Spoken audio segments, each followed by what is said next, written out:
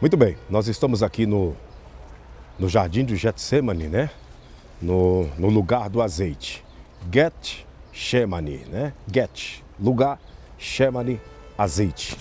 E nós estamos aqui para mostrar para você o lugar que exatamente Jesus esteve naquela madrugada de quinta-feira, né? De quinta para sexta, após celebrar a Santa Ceia no cenáculo do Espírito Santo, que fica lá no alto, junto com o Monte de Sião. Ele passa pelo Vale do Cédron, que nós vamos passar daqui a pouquinho, e vem para cá, para esse lugar que era de costume ele orar aqui, nesse jardim, nesse bosque, nesse lugar cheio de árvores, inclusive árvores milenares, né? Nós temos aqui oliveiras, né, que olhando, aparentemente, pastor Giovanni, demonstra que é um pedaço de pau podre. Mas na realidade, do meio desse pau podre, vem saindo novos rebentos, novos ramos, novos galhos, e essa oliveira, por isso que ela é milenar, porque ela nunca morre. Morre a casca de fora e a essência que está dentro permanece viva. Você que está em casa, dá uma olhada. Ali é a Porta Dourada, a porta que Jesus entrou uma semana antes da sua morte. Ele entrou por aquela porta montado em um jumentinho. Ela está lacrada, as duas entradas, né? Foi lacrada, mas você que está vendo, imagine aquelas duas portas abertas, lá onde está aparecendo aquele pedacinho da ponta da cúpula de ouro da mesquita do Domo da Rocha. Imagine ali o altar do templo, e Jesus entrou com o jumentinho ali, e quando ele entrou, todos jogando ramos de oliveira, galhos de palmeiras, tecido de linho fino, e na saída da mesma maneira. É gigante. Enorme, são né? Grandes, né? Portas grandes. E dá para ir lá também? Nós vamos lá. Aquelas duas portas abertas, dá para passar de 4 a 5 carretas, uma do lado da outra.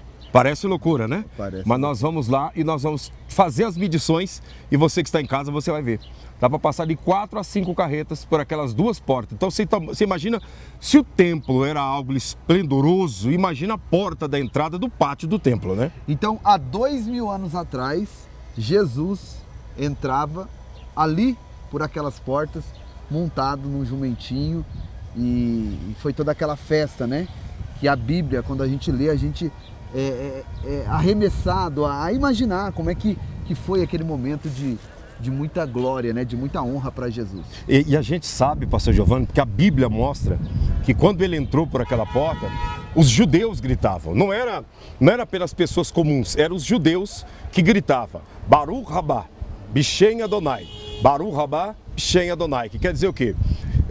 Bendito é o que vem em nome do Senhor. Bendito é o que vem em nome do Senhor. Então, os judeus, naquele momento, estavam reconhecendo o senhorio de Jesus. Tá, mas e aí a pergunta que fica no ar é a seguinte: por que naquele momento eles reconheceram Jesus e depois, na hora do julgamento, eles gritaram por Barrabás? Eles reconheceram Jesus porque os judeus, eles conhecem a Torá. Eles conhecem na essência o que diz as profecias dos profetas maiores e menores.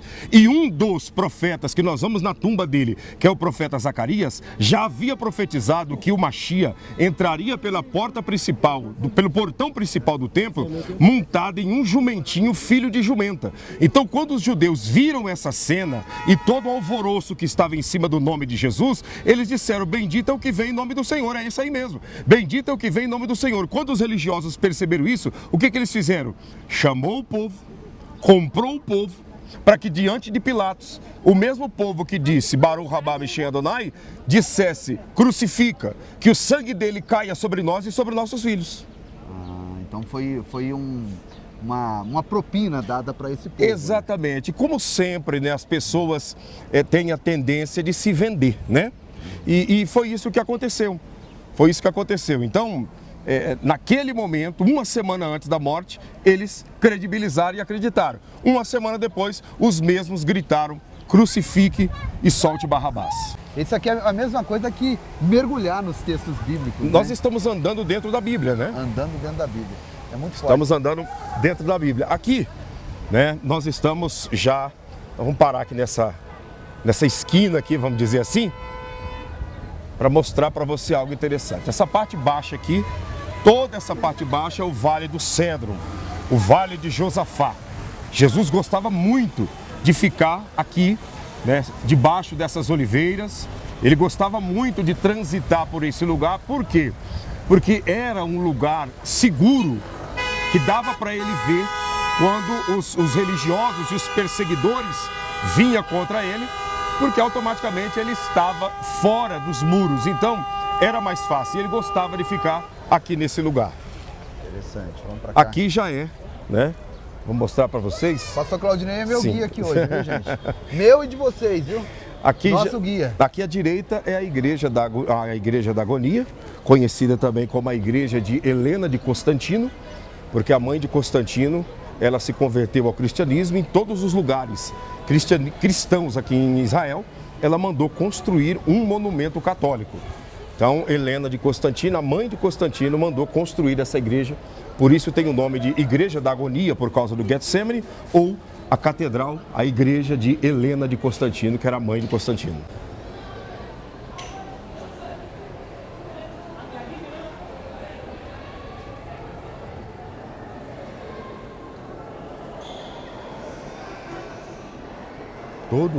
Todo esse trabalho foi Helena de Constantino que mandou fazer em ouro puro, né?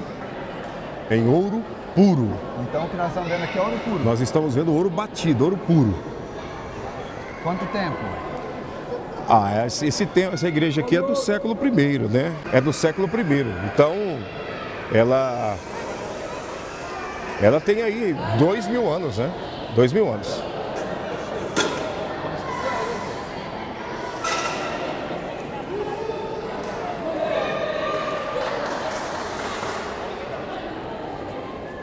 Está vendo esse tumulto de pessoas aqui? Isso é uma caravana de judeus etíopes, né? É uma linhagem dos judeus que são etíopes, da linhagem de Salomão, com a rainha da Etiópia, que nasceu um filho negro. Então, tem uma linhagem etíope que é ligada diretamente ao sangue judaico, né? São pessoas de pele negra aqui. Pessoas de pele negra, né?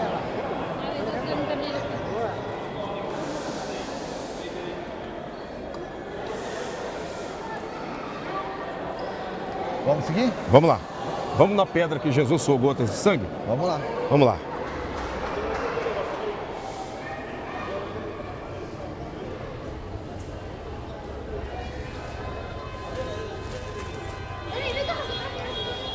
Aqui nós temos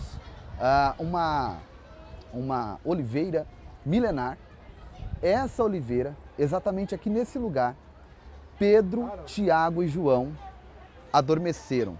Jesus chegou com eles aqui, deixou eles aqui nessa oliveira e disse: olha, vigie comigo, ore comigo.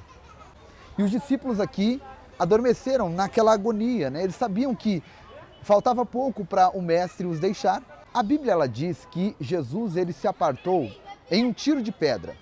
Um tiro de pedra é a força que um homem tem para jogar uma pedra, entre 30 e 40 metros, exatamente no final dessa calçada, lá onde está o pastor Claudinei Oliveira agora. Daqui a pouco eu vou lá com ele e vou mostrar para vocês a pedra aonde Jesus se inclinou e suou gotas de sangue. Então essa aqui é a oliveira aonde Pedro, Tiago e João adormeceram por 2 vezes. Jesus volta aqui, pega eles dormindo, exorta-os a ficar vigilantes, mas eles continuam pegando no sono. Havia um cansaço e uma pressão espiritual muito grande sobre eles. E aqui, então, está essa oliveira milenar. Vou tentar filmar ela de perto para vocês. Vamos ver se eu consigo. Ó, estou colocando bem pertinho aqui para vocês, tá? A oliveira, olha para você ver. Uma oliveira de 2000 anos, viva, por fora um pau podre, mas por dentro emana vida, simbolizando que a história está viva. Essa oliveira é uma testemunha do que ocorreu aqui nesse lugar. Daquele dia, daquela noite, daquela madrugada tão terrível e histórica, de sofrimento, de dor. Agora, nós estamos indo aqui em direção à pedra. Então, Pedro, Tiago e João estavam aqui e Jesus se retirou em um tiro de pedra. que é aqui, ó. Justamente nesse lugar que eu vou mostrar para vocês agora, tá bom? Tem um grupo aqui de etíopes, que é uma linhagem que veio de Salomão com uma rainha da Etiópia, tá? Então tá aqui, né? É um pessoal da pele negra e eles estão aqui fazendo uma excursão, né? Também conhecendo aqui o lugar, esse lugar tão emblemático. Exatamente aqui, nesse lugar, Jesus reinclinou e suou gotas de sangue. Eu vou subir aqui para mostrar para vocês. Deixa eu subir aqui para mostrar para vocês. Aqui, exatamente aqui nessa pedra, que o nosso mestre Jesus sofreu toda a agonia. Houve aqui um sofrimento antecipado, uma revelação antecipada de tudo aquilo que ele passaria. E aqui ele disse: Pai, se possível for, passa de mim esse cálice, mas que todavia seja feita a tua vontade e não a minha. Houve uma batalha, uma guerra travada aqui espiritual, mas Jesus venceu por nós. Venceu por mim, venceu por você. E aqui, nessa pedra, eu quero profetizar sobre a sua vida, sobre a sua casa, sobre a sua família, as bênçãos do Deus de Israel. As bênçãos do nosso Yeshua, do nosso Cristo. Que você seja abençoado no nome de Jesus. Que haja prosperidade, paz, saúde e muitas vitórias. E que Ele te fortaleça para que você consiga permanecer até o fim e chegar naquele grande dia e se encontrar com Ele, que esteve aqui, nesse lugar, suando gotas de sangue em uma profunda agonia. E foi aqui que Jesus, quando terminou de orar, chamou os discípulos, dizendo: vamos, porque o tentador já vem chegando. Olha o pastor Claudinei está aqui comigo. E aí, Jesus ele vem aqui. Ele chega aqui, nessa altura, e é recebido por Judas Iscariotes, que estava acompanhado dos soldados romanos. E aqui, Judas, então, beija o rosto de Jesus. Jesus olhou para ele e disse: amigo. Jesus o chamou de amigo, mesmo sabendo do seu intento, da sua traição. Disse: com um beijo tu me trai?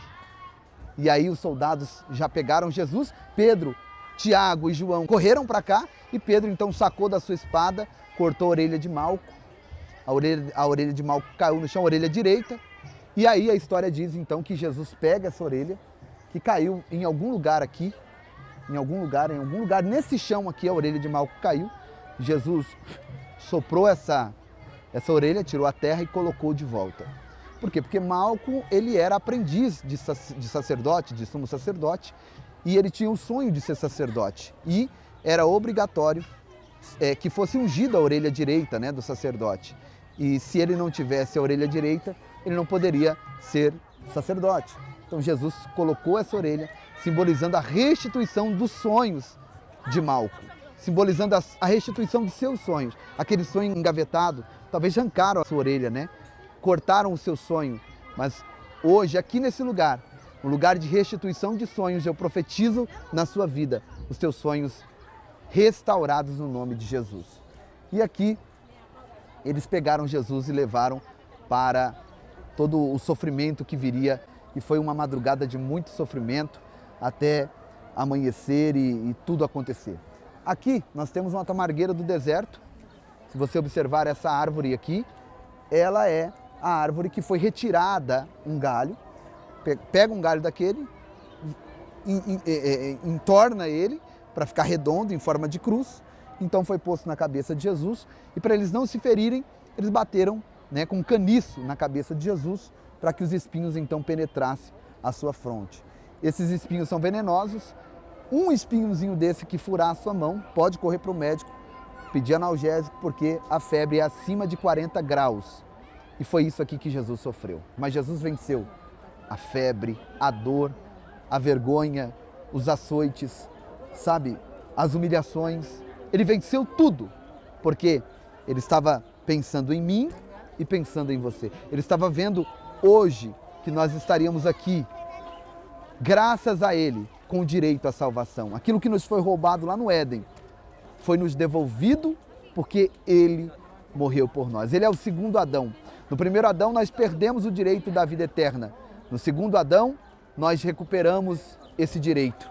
No primeiro Adão, nós perdemos o direito à árvore da vida. No segundo Adão, nós recebemos de volta o direito de comer da árvore da vida naquele grande dia quando nós entrarmos nas mansões celestiais. Então está aqui esse lugar emblemático que foi um lugar histórico aonde começou a minha e a sua redenção. A minha e a sua salvação começou aqui nesse lugar. E é com muita emoção, com muita alegria, cheio do Espírito Santo, que eu finalizo esse vídeo dizendo para você, Ele vive, Ele ressuscitou. Aqui começou toda a sua angústia, mas daqui a pouco nós vamos lá no túmulo, né, no jardim da tumba, te mostrar que Ele não está lá mais, que Ele ressuscitou e vive para sempre. Deus te abençoe, beijo no teu coração, deixa o like, se inscreve no canal, compartilha e vamos para cima. Paz e graça a todos os irmãos do Ministério Povo da Fé. Meus irmãos, sofremos aqui acidente de carro e a condição do meu carro que ficou esse aqui que os irmãos estão vendo. Graças a Deus não houve ferimentos físicos, todos que estavam aqui saíram realmente bem, graças a Deus. E agora estamos aqui lutando para ou consertar o carro ou compramos aqui um carro novo. Eu não sei se dá para consertar mesmo, agora estamos removendo aqui os pneus, mas precisamos aqui ou consertar ou comprar aqui um veículo novo. Nós temos várias igrejas, lugares diferentes, crianças que estão uma distante da outra. O pastor Claudinei e o pastor Giovanni já andou conosco aqui em vários lugares e visitamos aqui as congregações. Não é nada fácil para fazer aqui visitas e esse carro é que nos ajudava para fazer missões, mas infelizmente ficamos aqui sem como para podermos aqui caminhar e fazer missões. Você que me acompanha, eu peço de coração mesmo, se sentir de coração e poder nos ajudar, estarei aqui agradecendo bastante, porque preciso de um veículo para fazer aqui movimento. Se sentir de coração e poder nos apoiar, entre em contato com o pastor Giovanni, que nós estaremos aqui agradecendo de coração. Que Deus abençoe e multiplique na sua vida hoje e sempre, em nome de Jesus.